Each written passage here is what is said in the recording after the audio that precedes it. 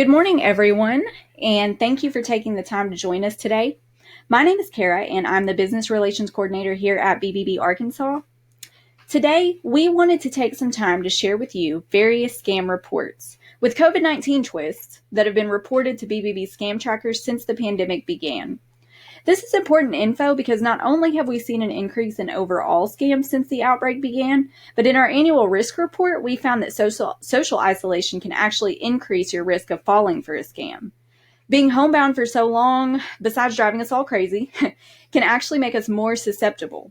So even if you're savvy enough not to be a victim of these scams, it's important to have this info so that you can share it with your family and friends. So before we get started, a few housekeeping items. If you're having any issues with sound or the visuals, please raise your hand with the hand raise button or type a comment into the comments pane. The raise hand button and comments pane are located to the right of your screen if you're on a desktop or laptop, and near the bottom if you're on a mobile device. Also, as we go along, please type any questions you may have into the comments pane, and we'll have a Q&A section at the end of the webinar. Lastly, if I get disconnected for any reason, just hang tight and I'll get back on ASAP. So with all of that out of the way, let's get started. Today, I think we'll start with what's on everyone's minds, stimulus checks. You may have or may not have received yours yet, if eligible, but for the past few weeks, we've seen a big rise in reports of scams related to government checks. Scammers are already taking advantage. This means of contact for this have been phone call, text, email, mail, you name it. There have also been rumors circulating of grants related to the stimulus that are often non-existent. Some have actually received fake checks in the mail with envelopes marked as urgent, open immediately, etc. So no matter the means of contact, the important thing to remember is do not click on any links in emails related to grants, stimulus, or relief, especially if you have not verified it incoming as a trusted source. And do not deposit a check that has not been verified as legitimate. So some tips regarding the stimulus checks. If you filed a tax return in 2018 and your refund was direct deposited, you don't have to do anything else. If you're unsure, you can contact your tax preparer from last year, but most importantly, you don't have to give any one person your information, and you don't necessarily have to sign up for relief. There are some circumstances in which you may need to verify certain information to get this stimulus, like your adjusted gross income from last year, but you can now check on that status and provide that information if needed at the link shown. It is irs.gov/coronavirus/economic-impact-payments. And I'll give you a second on this screen just to write that down. But this is the only approved place to do this. This business will not be performed as of now via email, text, or phone. You will have to go to this link to check the status of your stimulus payment. And if you need that link, please feel free to email our office and we'll get that over to you. So next, let's just touch on price gouging. I know you've heard a lot about this, but Act 376 of 1997 actually prohibits businesses from price gouging during a state of emergency, and that's what this pandemic is falling under.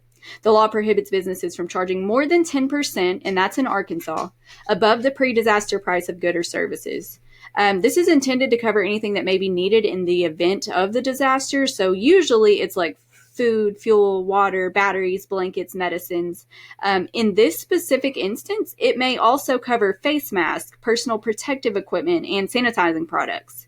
So if you think it's price gouging, just submit it and we'll take a look at it, or the Attorney General can take a look at it. Basically, prices raised more than 10% is a red flag. It is unethical at this time, and it definitely erodes marketplace trust. You can report these price gouging examples to BBB's Ad Truth tool. It's at bbb.org/Ad Truth. You can also file a complaint with BBB or send it to our email at info@bbbarkansas.org. We'll evaluate it if it meets criteria for price gouging and pass it on to the Attorney General's office and the appropriate law enforcement agencies. So let's touch on the grandparent scam. And before we get started with this one, I just want to clarify that grandparents are not the only ones at risk for this. They typically are the target, and when this first came about, they were the primary target. But this can actually happen to anyone with loved ones. In the grandparent scam, quote unquote, the scammer tells the victims that there has been some sort of emergency and they need funds fast. There are also twists on this in the form of ransom and kidnapping scams. The scammer will say that they have your loved one and you must pay immediately for their safety. The scammers often use info from social media or marketing lists that they've obtained to learn details about your family to work into the scheme. So with the pandemic, we've now seen COVID-related twists on this. A lot of people are out of work, as you may know. So an example might be, Nana, I was laid off last week and I'm being evicted. I need $750 for rent today. Please keep this private. Or, Aunt Jenny, I'm really sick and I can't leave the house. I need you to wire me some money to cover my electric bill. So these are small but kind of real world examples of this in practice. So some tips if you receive a call or a message like this: please resist the urge to act immediately. Verify the caller's ID by asking questions that a stranger can't answer. And check the story with someone else in your family. So if someone, a distant nephew calls, verify it with his mother, even if they say something like, keep this a secret. And most importantly, remember, never send cash, gift cards, or money transfers, really any type of money that can't be tracked. So COVID-19 tests and text scams are a big thing right now. If you'll take a look at the graphic on the right-hand side of your screen, this is a real example of a text scam related to COVID. We have reports of people receiving text messages that claim to be a government agency, offering free COVID-19 tests, or asking for personal information to ship tests or personal protective equipment to them. The best advice we can give here is no matter what the text says, do not click. Also, do not reply with stop or no. In a lot of cases, this will stop a legitimate text service, but scammers often use this to verify that they've hit a live number. On the same topic, a reminder, there is no online test for COVID. There are screening tools, but seriously, if you're having symptoms that might be related to COVID, don't go online. Visit your doctor. I'm the world's worst about being a Google MD, but this is really not the time. And another thing to keep in mind, the government usually will not contact you through text message. I would be willing to say never. So let's talk a little bit about fraudulent healthcare products. We have loads of reports coming in of websites just popping up offering personal protective gear, COVID cures, natural protection, and immunity boosters.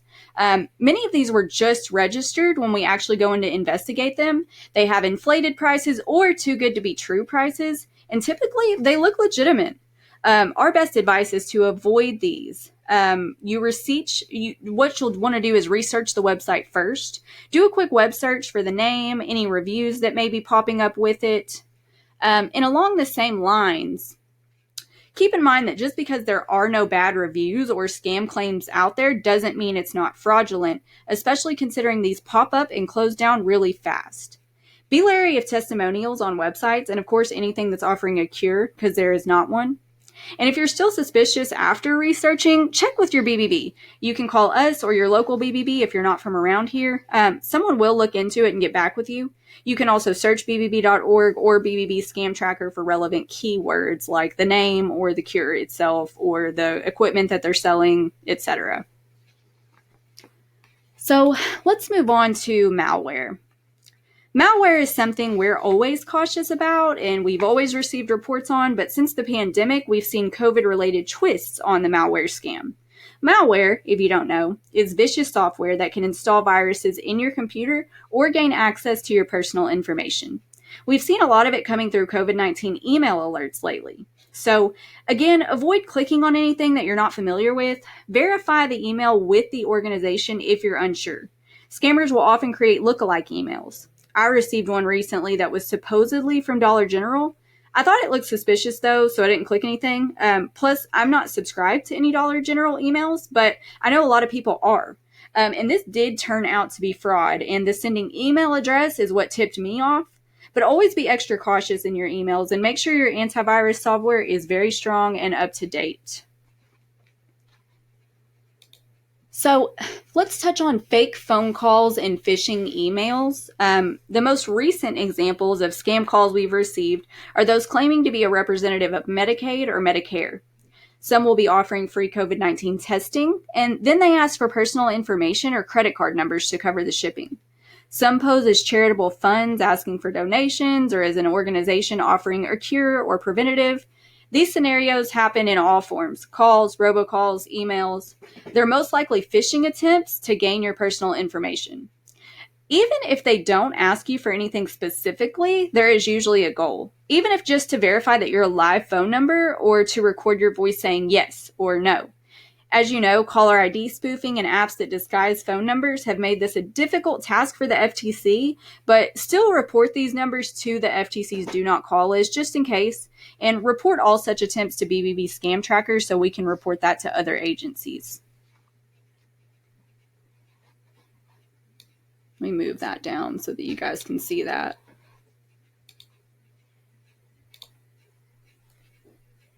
Okay, so Zoom bombing. This is a fairly new term. The practice of it is not super new, but it's on the rise. It's dramatically increased with many of us working and going to school from home. Actually, Zoom has quickly become one of the most downloaded and used apps of the year. Hijackers can infiltrate Zoom meetings. Many of the reports are from people playing pranks that you see on the news, but this can actually be very serious. Someone listening into your private, potentially sensitive conversations and having access to your mic and computer is a huge security issue. Zoom bombers are able to get into the Zoom meeting, oftentimes just because we don't have the proper precautions taken. The Zoom meeting is usually set to public and there's no password enabled. There is a way you can combat this, and you'll want to go into your settings and enable, quote, embed password in meeting link for one-click join. This will ensure that when people click it, there's a secured password that is sent with that link. BBB has a lot of info on teleworking out right now, everything from sample work policies for businesses to security. So you can visit our blog to learn more on bbb.org. And for business owners, you can go to bbb.org/small business, and we have a lot more articles there as well. Which leads us to working from home. So for most of us, working from home is a little trying, but it also makes us more susceptible to security issues. So one of the things you'll want to do is just make sure your antivirus is up to date and that you have all of the proper security protocols in place. Don't click on any unfamiliar links and be very wary of urgent alerts, as always. Another thing that comes heavy with working from home is business email compromise. Working from home can definitely make you more vulnerable to this. There's definitely been an uptick in this with everyone working from home. And that's because scammers know you can't just hop across the hall and confirm the email with your boss. Because of that, you'll be less likely to confirm the requests, and to prep for these scenarios, just kind of keep these tips in mind. Be suspicious of any email relating to your work responsibilities that's asking you to provide information or be involved in a wire transfer. If it does, confirm the authenticity of the sender. Is it really your boss? Don't proceed until you verify. You can make a phone call to confirm, call your boss directly, or send an email. In a new email, definitely don't hit reply.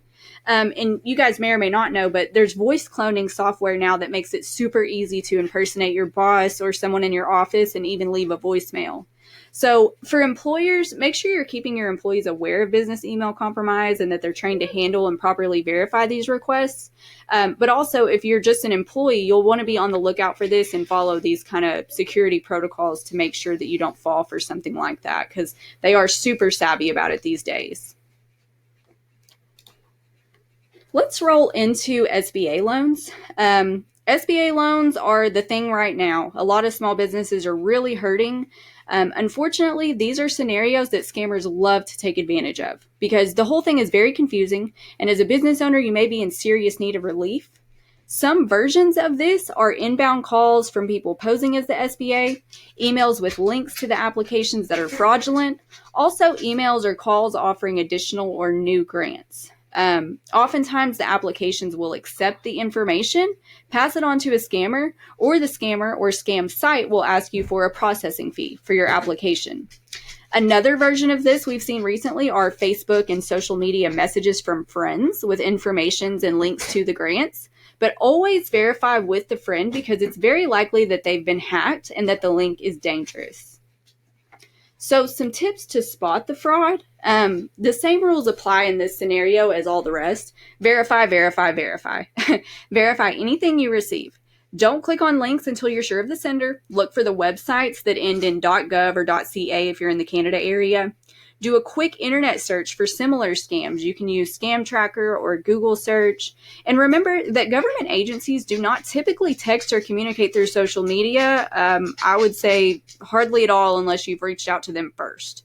If you have to pay money to claim a free government grant, that is definitely a red flag. So definitely pass this information on to your business owner friends, your bosses, anybody that you can, because this is going on a lot right now. So let's talk a little bit about investment scams. We've seen a huge uptick in these, and I think it's for several reasons. One, people are looking to expand their buying power and put back any spare money that they have right now and make it work for them. Two, some people are going to have some extra cash after the stimulus is released and be looking to invest. And finally, the stock market is just all over the place, so people are looking for good investment opportunities for when it bounces back. These schemes typically involve a fraudster persuading a potential investor to part with their money for fictitious funds. The fraudster usually focuses on smaller, private investors, and they might even give the person confidence with modest early returns, just something small so that it looks like it's legitimate. But keep in mind, legitimate investment companies do not cold call people. Professional-looking websites, advertisements, or social media posts don't always signify that an investment opportunity is genuine. And as always, be very suspicious of all offers that seem too good to be true. If they're trying to triple your investment in 3 days, that's a red flag. So something that's really big right now, fake charities and donations requests.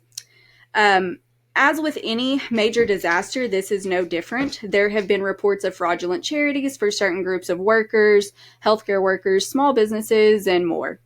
With charity fraud, the scammers will often use a name close to the name of an actual charity, kind of like a look-alike charity. And these scammers can be found online, through email, and on the phone. So before making a donation, check out BBB's give.org. This is where our charity reports are housed. You can also contact BBB directly if unsure. Also, be wary of GoFundMe accounts. Not all of them are legitimate, and we know that GoFundMe works really hard to keep, scammers and bad actors off of their platform. But either way, you'll want to try and verify where the funds are going and who is orchestrating the GoFundMe. And with that being said, just as a personal bit of advice, I always tell people, if you can, cut out the middleman and just donate to the organization or individual directly. This will save everyone some time and money. So let's shift gears a little bit. Since we're close to the end, we'll try to end on a more positive note and focus on how you can help small businesses.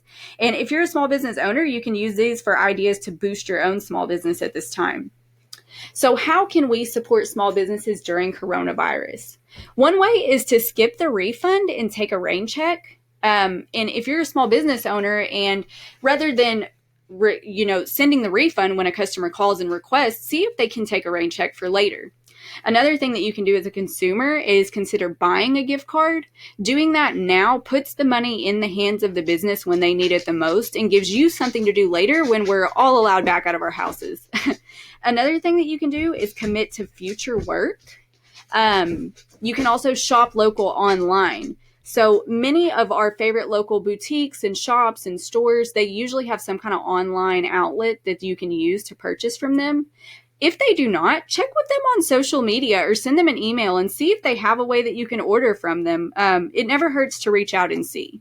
And then I think we're all doing this one right now, and you may even be sick of it, but get takeout or delivery. It really helps our local restaurants and boosts our local economy, and it helps the people that are, driving to, your Ubers and Bite Squads. So takeout and delivery is a perfect thing to keep the economy flowing right now. Now, I do know that many of us are short on cash ourselves and have fallen on some hard times with all of this going on, but some things that you can do completely for free from home: write an online review at bbb.org or your favorite review site. You can like or follow or share posts from your favorite small business on social media or your favorite chain. This can really help businesses in need and keep the economy flowing while we can't do all that we normally can do. So Scam Tracker. I wanted to show you Scam Tracker because this is actually where we're getting all of these examples in our scam data. And it's a great tool. If you've spotted a scam, you can report it to bbb.org/scam tracker. Whether you've been a victim or not, please take the time to report it because many use the tool to search for scams in their area and similar things. Share your information. It really helps others. And also it just feels really good to vent about it, especially, if you did have money taken, but if not, it still feels good to let people know. And just a reminder, we are open for business. We're still available through email and phone. You can give us a call at the number listed on the screen or send us an email at info@bbbarkansas.org.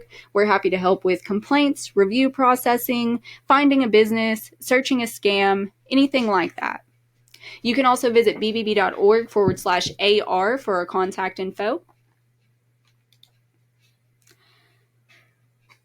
And here are some resources for you. You can take some time to screenshot this or write down what you think might be relevant to you. Of course, you can find a business, file a complaint, all of that at bbb.org. You can verify charities at give.org. You can report bad ads and price gouging at bbb.org/adtruth. And we've got a lot of good info for businesses out there right now, general and COVID-19 related. Go to bbb.org/small business for that landing page. And then we have another one for businesses locally. If you're an Arkansas business owner, these are all COVID-19 related, and there's a lot of good stuff on there. It's a bit.ly, so you'll need to write it down, but it's bit.ly/COVID-19ARBiz, all caps, and it's right there. We also have COVID-19 resources in general for the public and recommendations, and that's at bbb.org/coronavirus. Here's some additional resources for you outside of BBB. The Federal Trade Commission's information is there. The Consumer Financial Protection Bureau, they can be really helpful for student loan information and mortgage relief options. There is the unemployment website for Arkansas, as well as their number. Now, if you're filing for unemployment, you'll probably want to contact your local office. But if you have any big questions, you can contact them here. They're also really big on Twitter. That's one thing I've noticed since this whole thing has been going on. They tag us in a lot of their information. So you can follow us on Twitter as well, and we'll try to share anything, retweet that they've given us. In small businesses, SBA.gov. Or there's also the district office for SBA, and there's their phone number there. It's 324-7379. They're located out of Little Rock. All right, questions. So let's see if we have any questions here. Kyle asks, how do we know what SBA loans are legitimate? So I just went over that a little bit. And here's our advice. Visit SBA.gov directly anytime that you have questions. For Paycheck Protection Program, PPP, and other programs, contact SBA directly or your financial institution, bank. They can help you navigate all of this, and they've been staying up to date with all of the changes. So we've been telling everybody to go to their bank directly. And then, you can contact SBA or go to sba.gov for the applications and more information. And let's see, Mariana, or maybe it's Mariana. Mariana, I hope I'm pronouncing that correctly. I'm sorry if I'm not. She says, I'm working from home. What do I need to do to make sure my computer is up to date and not at risk? Okay, so my first recommendation is when we're done with this webinar, go into your antivirus, go to the updates section, and check for any updates. You'll also want to update your actual computer, make sure that it's up to date with any new software updates. And if you're using a free version of your software, this might be a good time to upgrade. Although a lot of the free ones are really good. But the more you upgrade, the stronger the protections are in a lot of cases. So your employer might even help cover the costs. So reach out to them, let them know that you're unsure. They may have an IT person or team that can help. And if you work for yourself, call a local IT or cybersecurity firm and see if they could do a basic assessment remotely. They should be happy to help you with that. Tony said, great webinar, informative. Thank you so much. We've been trying really hard to get you guys as much information as possible throughout this whole thing, and we really appreciate you guys. And Johnny B, he says, can you explain Scam Tracker again? I'm not very tech savvy. Can I use it? Yes, so absolutely. This is a very straightforward tool. Just go to bbb.org/scam tracker. You can also Google BBB scam tracker, and you can use it to search for or report scams. When you get to the main page, you'll see a map of scams across the U.S. and in your area. To report a scam, there's a big red button at the top that says report a scam. Just click it and fill out the form. There's also, you can search for scams. There's a search bar on the left-hand side. You can search by keyword name, scam type, area, or all of the above. And just contact us if you have any questions. We're happy to look it up for you. And we can also just help you walk through the tool if you want. Okay, and I think that's all the questions. If you have anything else, type it in and I'll try to get to it before we go. But I think that's it. So we thank you so much for joining us today. There will be a recording of this webinar. We'll kind of snip out any irrelevant pieces and post it. So in case you want to review. Also, please don't hesitate to reach out if you suspect a scam or if you have questions for us. We're here to help, and we're really working hard to continue to build trust in these trying times. I really hope you all have a great afternoon and a happy, healthy rest of your work week. Thanks so much.